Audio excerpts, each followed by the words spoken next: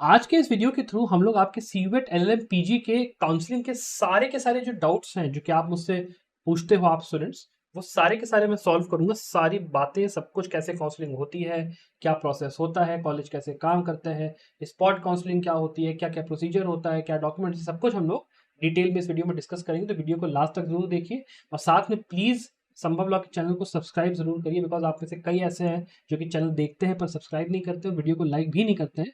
क्योंकि जो एल्गोरिदम उसको ही पता चले कि भाई जो यहाँ पे वीडियो है वो आपको बेनिफिट कर रही है। प्लीज आई रिक्वेस्ट, ठीक है। अब चलिए बिना देर की वीडियो को शुरू करते हैं। सबसे पहले बात कर लेते हैं कि जो काउंसलिंग का प्रोसेस है उसके लिए आपको रजिस्ट्रेशन किस तरीके से करना है। तो जब रजिस्ट्रेशन प्रोसेस को समझने की बात आती है ना, तो स्टेप बाय स्टेप हम लोग ये समझ लेते हैं। जैसे मान लीजिए अगर आप बीएचयू में रजिस्ट्रेशन करने जा रहे हो तो 31 तारीख इसकी वजह से तो लास्ट डेट है, आप इसके पहले कर लीजिएगा। उसमें आपको कैसे रजिस्टर करना है वो आप समझो। सबसे पहले आप भैया ये जो वेबसाइट है ना www.bhuonline.in, इसके ऊपर यार चले जाए। जाने के बाद यहाँ पे ना आपको एक कॉलम मिलेगा जिसमें लिखा होगा बीएचयू पीजी एडमिशन रजिस्ट्रेशन 2023-24। उसके ऊपर जाके आपको ओपन एप्लीकेशन पे क्लिक करना है। सीधा सीधा क्लिक रजिस्ट्रेशन होगा, उस पर दबा दो जाके। वो करने के बाद आपके पास आएगा ये पूरा इस तरीके का इंटरफेस पूरा, ठीक है। इस तरीके का इंटरफेस आएगा और इंटरफेस के जब आप स्क्रॉल करोगे नीचे ना, तो यहाँ पे एक ऐसे करके बॉक्स आएगा, उस पर लिखा होगा कि I understand all the terms and conditions. उसको आप जाके पहले तो क्लिक कर देना ऐसे, और उससे क्या होगा, ये न्यू रजिस्ट्रेशन वाला जो आपका बॉक्स होता है वो बन के अपना आ जाएगा, ठीक है। न्यू रजिस्ट्रेशन का बॉक्स बन के आएगा, उस पर भी क्लिक कर देना। उस पर क्लिक करने के बाद क्या होगा, उस पर क्लिक करने के बाद ये आपका इस तरीके से पूरा आ जाएगा डिटेल भरने के लिए। अब डिटेल में क्या क्या भरोगे, पहले भैया अपना एनटीए का जो एप्लीकेशन नंबर है वो यहाँ पे जाके इधर भर दिया। वो भरने के बाद अपना एप्लीकेंट का आप जो हो, आप date, gender, father's name, mother's name, सब कुछ अपना भर देना। और वो भरने के बाद यहाँ पे ये जो है आपको पूरा का पूरा जो ईमेल एड्रेस आपने डाला है उसके ऊपर आपको एक आ जाएगा ईमेल कि भैया देखो आपका ये वेरिफिकेशन कोड है, 6 डिजिट का वेरिफिकेशन कोड। उसके लिए अपना जो वहाँ ईमेल के अंदर लिंक होगा उसके अंदर जाना, उसको खोलना, उसके अंदर वो कोड डालना, और कोड डाल के अकाउंट आपका एक्टिवेट हो जाएगा। और उसके बाद अपना एक पासवर्ड क्रिएट कर लेना, ठीक है। ईमेल खोल के ये सब काम करना, ध्यान रखना। यहाँ पर रजिस्टर करो, ईमेल के ऊपर जाओ, उसके ऊपर एक लिंक होगा, उस पर क्लिक करके एक्टिवेशन कोड डालोगे उस वेबसाइट पे, और फिर क्रिएट पासवर्ड करोगे। पासवर्ड एक बना लेना अपना, ठीक। और वो बनाने के बाद वहां पे सब कुछ अपना साइन अप करके कंफर्मेशन अपना पूरा वो कर लेना, ठीक है। ये आपका हो गया। तो आपको उससे क्या होगा कि यहाँ पे अकाउंट आपका रजिस्टर हो जाएगा, बीएचयू का एक्टिवेट हो जाएगा। एक्टिवेशन का तरीका यहाँ पे ये है, ठीक है। इसके बाद हम लोग बात करते हैं स्टेप 2 क्या होता है। स्टेप 2 में क्या होगा कि जब आप वहां पे लॉग इन करने के लिए दोबारा जाओगे ना, तो आपको वो कहेगा कि भैया यूजर आईडी, अपना ईमेल आईडी और पासवर्ड डाल दो। आपने डाल दिया। वो डालने के बाद अपना ये माई एप्लीकेशन वाली जो डैशबोर्ड ना आपका, ये आपका ऐसा खुल जाएगा। अब इस डैशबोर्ड के अंदर आपको क्या करना है वो आप समझ लो। इसके अंदर आपको यहाँ पे 7 जो चीजें हैं वो यहाँ पे आपको सारे के सारे स्टेजेस कंप्लीट करने हैं, ध्यान रखो, ठीक है। क्या क्या डॉक्यूमेंट यहाँ पे आपको डालने हैं वो समझ लो, ठीक है। उसके अंदर आपको सबसे पहले तो अपना पासपोर्ट फोटोग्राफ, डिजिटल जो सिग्नेचर है वो स्कैन सिग्नेचर, 10th की 12th की मार्कशीट और ग्रेजुएशन की मार्कशीट डालनी है। अब देखो कई स्टूडेंट मुझसे ये पूछते हैं कि सर ग्रेजुएशन की जो मार्कशीट है वो अपना हम इसका डालें ग्रेजुएशन का कि एलएलबी का डालें। यार आपको ऑब्वियस सी बात है एलएलबी का डालना है, बिकॉज आप एलएलएम करने जा रहे हो, ठीक है। तो प्लीज एलएलबी की जो आपकी मार्कशीट है उसको अपलोड करना, दैट इज वेरी इंपॉर्टेंट। उसके बाद जो आपका कास्ट सर्टिफिकेट है, ये वाला भी आपका सेंट्रल का जो कास्ट सर्टिफिकेट है ना, सेंट्रल से इशूड, वो आपको डालना चाहिए। आप ओबीसी की डालो, एससी एसटी का डालो, किसी का भी डालो, सेंट्रल वाला होना चाहिए। और इनकम सर्टिफिकेट आपका उस तरीके का होना चाहिए, ठीक। उसके बाद जब आप अपने डिटेल्स वगैरह डाल रहे हो तो उसके अंदर यहाँ पे बाकी चीजें हैं। इसमें आप हॉस्टल वगैरह ये सब डाल सकते हो कि चाहिए कि नहीं चाहिए, ऑप्ट इन ऑप्ट आउट करना, वो सब चीजें, बाकी सब चीजें अपना भर दिया। फिर ये भी बता दिया कि बीएचयू एम्प्लॉय या फिर किसी उसका कोटा वोटा जो मिल रहा है वो अपना डाल दिया, वो करो। फिर एजुकेशन क्वालिफिकेशन में जैसा है ये पूरा डाल दिया। फिर अपना डॉक्यूमेंट जो आपको अपलोड करना है वो आपने अपलोड कर दिए। उसके बाद क्या है, सिग्नेचर और पासपोर्ट साइज का इसका क्या सिस्टम होता है। इसमें क्या करो कि जब उसमें लिख के आता है कि भाई 100 KB का होना चाहिए, ठीक है, और क्या होना चाहिए वो अपना इतने इतने डीपीआई का, वो उसके लिए एक वेबसाइट आप जाओ, ऑनलाइन सर्च करो कि फोटो रिसाइजर करके एक आता है, उसको सर्च करके वहां से उसको जो है फोटो को अपने छोटा बड़ा आप कर सकते हो अपने हिसाब से, वो करके अपलोड कर दो। और उसके बाद जब ये आला आता है प्रोग्राम सिलेक्शन, यहाँ पे ना थोड़ा सा तमीज से ध्यान देना, ठीक। ये बहुत ही इंपॉर्टेंट ये आपका प्लेस है। यहाँ पे क्या होगा, आप अपना प्रोग्राम सिलेक्ट करोगे।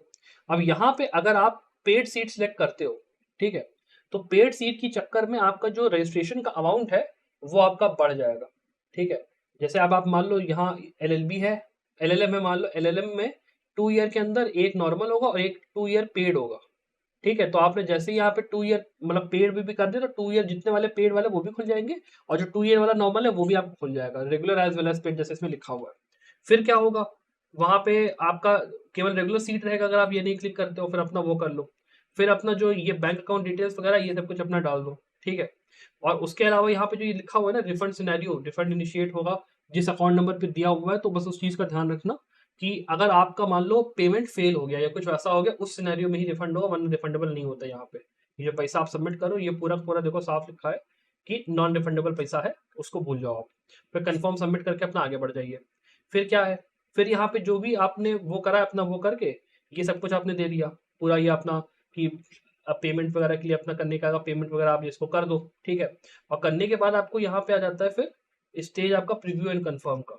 अब यहाँ पे ये जो पार्ट है ये थोड़ा सा इंपॉर्टेंट पार्ट है इसको समझने वाला, कि नेक्स्ट आप यहाँ पे ये करते हो, यहाँ पे आप बेसिकली अपने प्रेफरेंस बताते हो, कोर्स का प्रेफरेंस, ठीक है। अब यहाँ पे इस बात का ध्यान रखिएगा कि जो आपका प्रेफरेंस होता है ना, उसमें आप जब ऐड प्रेफरेंस करते हो तो उसमें दोनों होता है कि पेड सीट का नॉर्मल सीट का क्या कैसे है, तो उसको बहुत ही सोच समझ के डालिएगा। कि मान लो जैसे आपने 2 ईयर 1 ईयर का आपने मान लो करा इस तरीके से preference, 2 year law 2 year HTR और फिर 1 ईयर का मेरा इस तरीके से रहेगा। तो सबसे पहले अगर मान लो आपको यहाँ पे सीट मिल गई, तो फिर यहाँ पे जो है सीट्स या फिर ये वाली जो सीट्स है उनमें फिर दिक्कत करेगा, इन कोर्सेज में से सीट मिलने में मुश्किल होगी। तो बहुत ही सोच समझ के जाना कि भाई आपका जो फर्स्ट प्रेफरेंस है कि भाई मुझे अगर 1 ईयर LLM करना है, तो सबसे पहले टॉप पे 1 ईयर LLM को डालना, फिर 2 ईयर को, और उसके बाद दूसरे 2 ईयर डालना। ये मत करना कि 2-2-1 कर दिया और फिर अपना भैया 2 ईयर में पहले मिल गया, 1 ईयर वाला फिर आपका लटक गया, ऐसा मत करना। जो आप चाहते हो कि मुझे इसी में चाहिए उसको टॉप पे रखना, फिर सेकंड फिर थर्ड, इस चीज का बहुत खास ध्यान रखना। और खास करके जो पेड वाला ऑप्शन होता है, पेड वाला ऑप्शन उसको नीचे रखना, जो रेगुलर वाला ऑप्शन है उसको ऊपर रखना, that is very very important, ठीक है। ये हो गया, ये होने के बाद अपना उसको जाओ उसको सबमिट वमिट अपना कर दो आप उसको पूरा का पूरा, ठीक है। इस तरीके से पूरा हो गया और ये पूरा आपका इस तरीके से प्रोसेस जो है वो आपका खत्म हो जाएगा, ठीक है। ये आपका preview and print registration form and preference form अपना ये आपका वो हो जाएगा, इसमें कोई बहुत खास वो नहीं है। अब चलिए इसके आगे ये बात कर लेते हैं कि जो आप ये रजिस्ट्रेशन एक बार कर लोगे, उस रजिस्ट्रेशन के बाद क्या क्या प्रोसेस प्रोसीजर यहाँ पे होगा। अब रजिस्ट्रेशन प्रोसेस समझने के बाद अब चलिए हम लोग ये समझ लेते हैं कि ये जो काउंसलिंग का प्रोसेस पूरा होता है ना वो वर्क कैसे यहाँ पे करता है। पहली बात तो ये है कि हर यूनिवर्सिटी के जो काउंसलिंग प्रोसेस होता है वो डिफरेंट होता है, अलग अलग होता है हर किसी का। तो BHU के अंदर, दिल्ली यूनिवर्सिटी के अंदर और BBIU मान लो तीनों है, इनका सबका अपना खुद का अलग अलग काउंसलिंग प्रोसेस का तरीका होगा। तो आपको तीनों पहली बात तो जाके अलग से रजिस्टर करना है। रजिस्ट्रेशन के डेट भी आप सुन लीजिए, ये 31 जुलाई को बंद होगा, ये आपका 10 अगस्त तक बंद होगा, इसका भी काउंसलिंग का प्रोसेस शुरू हो चुका है। और DU का भी आया नहीं है, इसके लिए मैं आपको टेलीग्राम पे अपडेट कर दूंगा, तो अपना आप प्लीज इसको ज्वाइन कर लीजिए चैनल को।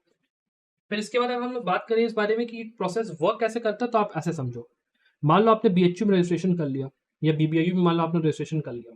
रजिस्ट्रेशन करने के बाद क्या होगा कि आपको ना यहाँ पे पहली बात तो एक मेरिट लिस्ट मिलेगी BBIU के द्वारा, जहाँ पे स्टूडेंट का नाम और रैंक दिया होगा, नंबर दिया होगा, कितना इसका आया।